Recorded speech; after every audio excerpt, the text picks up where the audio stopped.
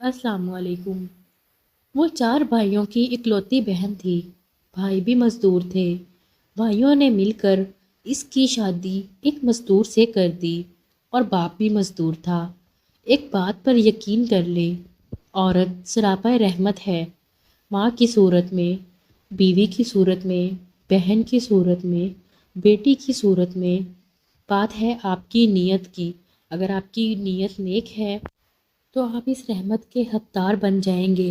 اگر آپ کی نیت میں فطور تو سراپا رحمت تو کیا، رحمت خدا بندی بھی آپ سے روٹ جائے گی۔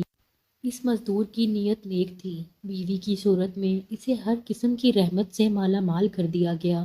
اسے بیرون ملک جانے کا موقع ملا۔ قدم مضبوط ہوتے ہی اس نے اپنی بیوی کو بھی اپنے پاس بلا لیا۔ غریب کی بیٹی خوشحال ہو چکی تھی۔ اب اس کی زندگی کا ہر دن یوم عید تھا اور ہر رات شب رات، مگر اس عالم میں بھی وہ اپنے ابو اور بھائیوں کو نہیں بھولی تھی۔ پردیس میں 2 برس گزر چکے تھے۔ ایک دن اسے اپنے ابو اور بھائیوں کی یاد تڑپانے لگی۔ شوہر نے اس کی خواہش کا احترام کیا۔ اب وہ وطن واپس لوٹ رہی تھی۔ اس نے اپنی واپسی کی اطلاع کسی کو نہیں دی تھی۔ وہ اپنے گھر پہنچ کر اچانک سب کو سرپرائز دینا چاہتی تھی، خوشی دینا چاہتی تھی۔ وطن پہنچ کر وہ سب سے پہلے اپنی امی کے پاس گئی۔ امی شہر خاموشہ میں ابدی نیند کے مزے لے رہی تھی، مگر وہ جانتی تھی کہ اس کی آمد پر امی کو سکون ضرور ملا ہوگا۔ اب وہ اپنے گھر پہنچی۔ اسے اچانک اپنے سامنے دیکھ کر اس کے بھائی پریشان ہو گئے۔ ابو کہاں ہیں؟ اس نے سوال پوچھا۔ اس سوال کا جواب دینا تمام بھائیوں کے لیے مشکل ہو رہا تھا۔ پھر اسے ایک پڑوسن نے اپنے سوال کا جواب دیا اور سراغ بھی ملا۔